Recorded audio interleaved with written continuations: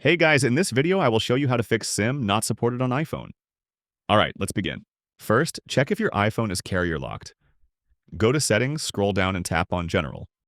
Then find and click on About. Scroll to Carrier Lock. If it shows no SIM restrictions, your iPhone is unlocked. If not, contact your carrier to unlock it. Next, restart your iPhone to fix glitches. Press and release the volume up button, then the volume down, and hold the side button until the Apple logo appears. Update your iPhone to the latest iOS. Go to Settings, scroll down and tap on General, then find and tap on Software Update and install updates. Also, update carrier settings by going back to General, open About. If prompted, install the update. It will be shown on Network Provider. If the issue remains, reset network settings by going back again, scroll down and open Transfer or Reset. After that, click on Reset and then select Reset Network Settings. So that's basically how you can fix SIM not supported on iPhone. And that's it for this video. If you find this video helpful, please consider subscribing and leaving a like. Thanks.